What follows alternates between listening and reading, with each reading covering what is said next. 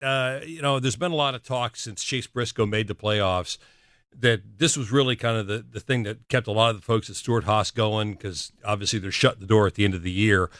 They do still have one car in the Xfinity playoffs. Of course, there is going to continue to be an Xfinity program at Haas, the Haas what do you call it? The Haas factory team next year. But what happens now for the next 4 races, do you think, at Stewart-Haas? Because obviously the folks have been looking for a job.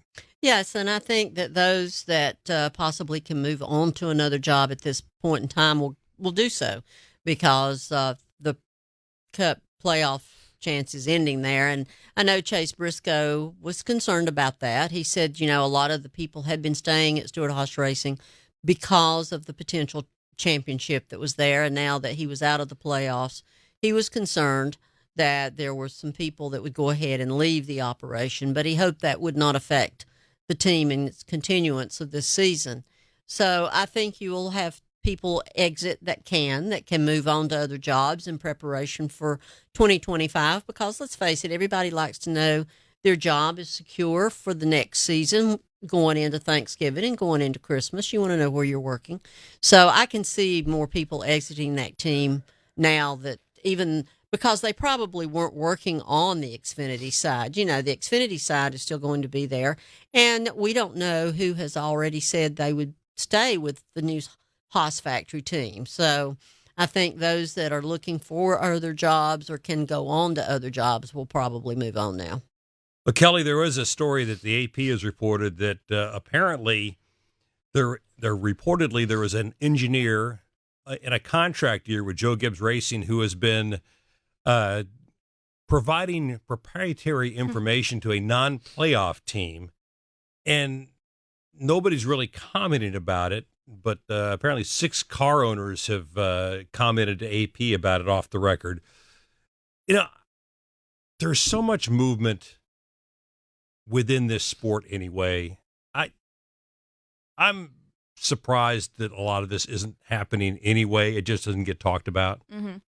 Yeah, I'm sure there's probably some of that. I think what makes this a story is, at least the way that I read it, is if you're still under contract and still working for that race team and at that race team giving away information, I would think that's probably illegal, right? Or at least against your contract. It's not like you're taking what's in your brain, and it's not like you're taking your knowledge to another race team when you leave that race team. If you're doing it while you're still working there, I think that's part of the bigger problem there. So I did see that report. That's very fascinating. I think it's interesting, as you said, Brett, nobody's really commented it or put the matters out there, because I don't think you want to put too much information out there. Not only because it doesn't look good, but again, you don't want your information out there. You don't want people digging. You don't want people knowing what's going on or who that person is. So we'll see if anything does come of it. But I had made the comment earlier.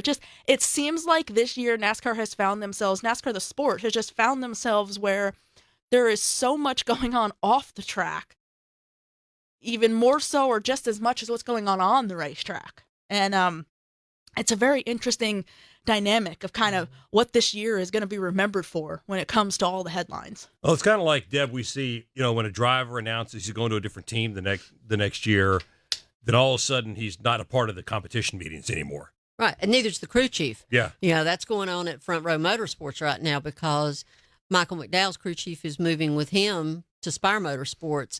And they've both been shut out of those competition meetings. And they get, when Legacy Motor Club announced they were transitioning from Chevrolet to Toyota, well, as soon as that announcement came out, those drivers were shut out of the Chevrolet Technical Center and the simulation. Their car keys didn't work anymore.